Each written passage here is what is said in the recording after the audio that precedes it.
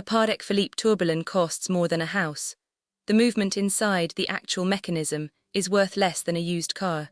So where does the other $500,000 go? Everyone thinks luxury watch prices are about materials. Gold, platinum, sapphire, crystal, they're wrong. A Rolex Submariner contains maybe $3,000 in raw metal and components. It retails for $14,000. The gap isn't greed, it's mechanics, specifically complications. That's industry speak for anything beyond telling time. A perpetual calendar, a minute repeater, a chronograph, these aren't luxury features. They're engineering problems that take years to solve. Here's the first loop. Why does a complication cost so much to develop? Because precision at that scale is brutal. A tourbillon cage, a tiny rotating framework that corrects for gravity, must be accurate to fractions of a millimeter. A single human hair is 70 micrometers thick. Tourbillon pivots operate at tolerances smaller than that. You can't machine it like a car engine. You need master craftspeople, decades of apprenticeship, and astronomical R&D budgets. So the first price driver is genuine scarcity. Patek Philippe makes roughly 60,000 watches yearly.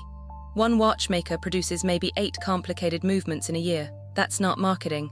That's the actual output ceiling. When supply is that constrained, the market does the math. If you want a perpetual calendar that won't need adjustment until 2100, there's a queue.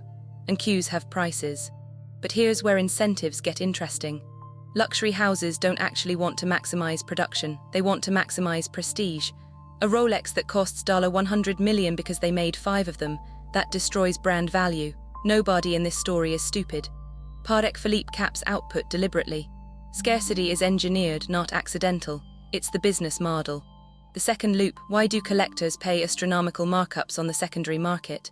Because complications appreciate differently than fashion watches. A minute repeater, a mechanism that chimes the time, becomes more valuable as it ages. Craftspeople who built them retire. The knowledge walks out the door. 15 years later, that watch is irreplaceable. It's not jewelry, it's a captured skill. And the final answer, astronomical prices exist because they solve 2 problems at once. For the maker, they fund decades of R&D. A perpetual calendar takes 8 years to perfect. You need revenue from simpler watches to bankroll that bet. For the buyer, they signal something real, not just wealth, but access to mastery that can't be replicated. That's the actual product being sold. The business of luxury complications isn't mysterious once you see the incentives. Manufacturers profit from constraint, collectors profit from irreplaceability, and the craftspeople profit from problems that machines can't solve. It's not about the gold. It's about the gap between what's possible and what's humanly achievable. This video is for educational and informational purposes only and is not financial advice. Always do your own research. Subscribe to keep seeing how fortunes are built and spent through the mechanics of luxury, not the mythology. This video is for educational and informational purposes only and is not financial advice. Always do your own research.